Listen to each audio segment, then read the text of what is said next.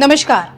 बाबा बागेश्वर उर्फ आचार्य धीरेन्द्र शास्त्री आज के डेट में इस नाम से पूरी दुनिया परिचित है, क्योंकि पर्ची निकालने वाले ये वही बाबा हैं जिनके आगे किसी की पोल खुल जाती है।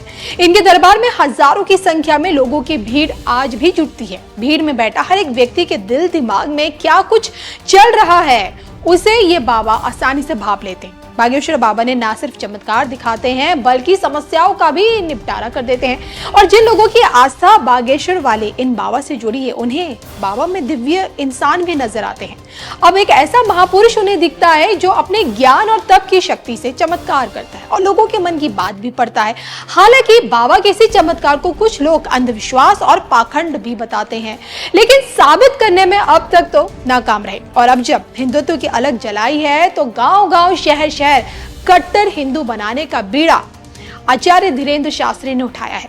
पिछले साल सनातन हिंदू एकता पदयात्रा इन्होंने निकाली और अब अपनी रणनीति में बदलाव करते हुए धीरेन्द्र शास्त्री ऐसे ऐसे कार्य करेंगे जिसके चलते योगी बाबा का हिंदू राष्ट्र का प्रथम पीएम बनना 100% तय समझिए।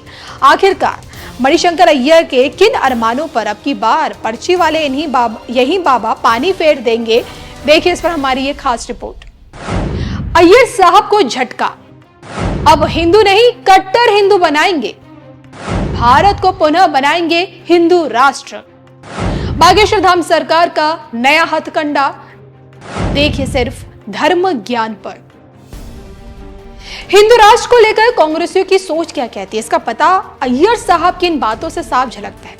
मोदी जी को चाय वाला बोलकर चिढ़ाने वाले कांग्रेसी नेता मणिशंकर अय्यर की डिक्शनरी में हिंदू राष्ट्र कहीं फिट नहीं बैठता।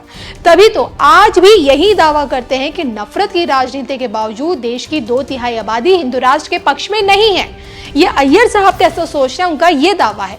100 बात की एक बात यह है कि अय्यर जी को हिंदू राष्ट्र वाली थ्योरी पूरी तरह से काल्पनिक लगती है, लेकिन क्या सच में ऐसा है?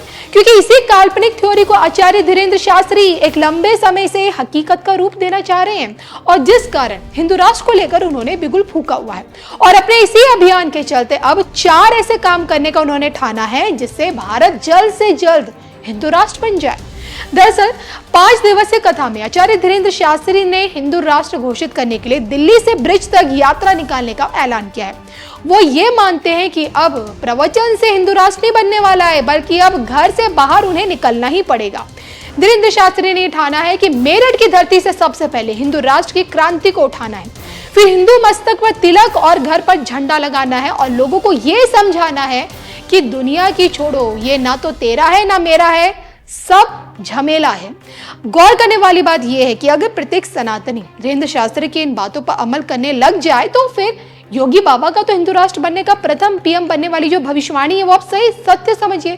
क्योंकि धीरेन्द्र शास्त्री हिंदू राष्ट्र बनाए जाने की बात करते हैं, लेकिन हिंदू राष्ट्र का प्रथम पीएम कौन? अगर योगी नहीं तो फिर कौन? आप क्या सोचते हैं इस पर? कमेंट करके बताइएगा जरूर।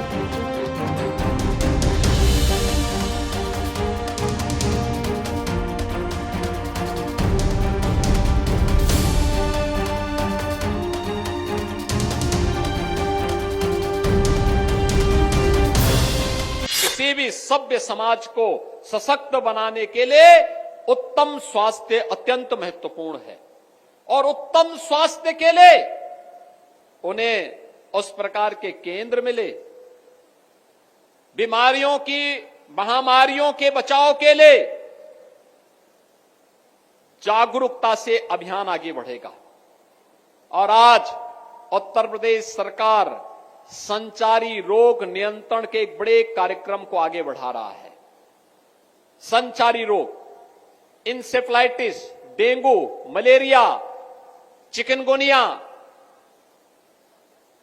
कालाजार, इन जैसी विषाणु जनित बीमारियों से बचाव के लिए व्यापक जन जागरूकता कार्यक्रम की श्रृंखला में आज हम यहां पर आए हैं।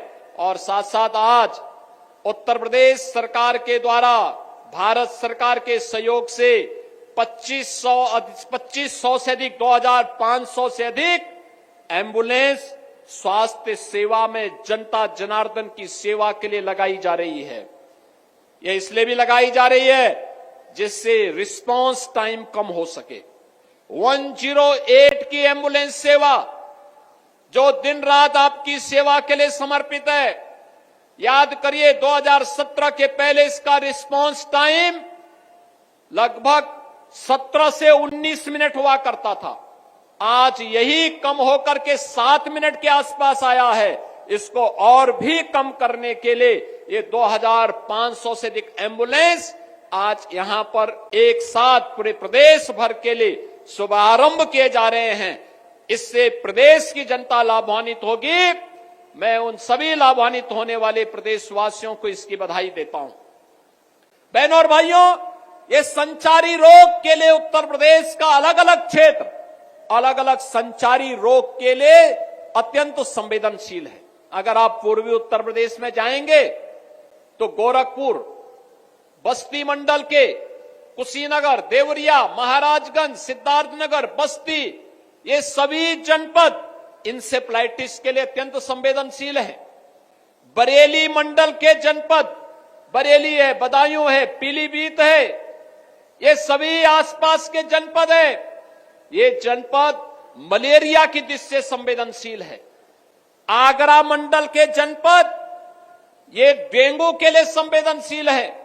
वाराणसी और उसके आसपास के जनपद कालाजार के लिए, झांसी और उसके आसपास के जनपद चिकनगुनिया के लिए संवेदनशील माने जाते हैं। इन जनपदों में इन संचारी रोग को बचाव करने के लिए विशेष अभियान चलाया जा सके। जागरूकता से बचाव का कार्यक्रम और बचाव से रोग के निवारण की दिशा में आगे बढ़ना। और मुझे बताते हुए प्रसन्नता है, पिछले 8 वर्ष के अंदर जो प्रयास प्रदेश के अंदर डबल इंजन सरकार ने किए हैं, इंसेफ्लाइटिस पूरी तरह नियंत्रित हुई है। नहीं तो जुलाई से लेकर नवंबर के बीच हजारों बच्चों की मौत गोरखपुर और आसपास के जनपदों में होती थी। आज बहनों और भाइयों, इन मौत के आंकड़ों को नियंत्रित करने में हमने सफलता प्राप्त कर दी। आज कोई मौत नहीं होती, बीमारी को नियंत्रित कर दिया। क्या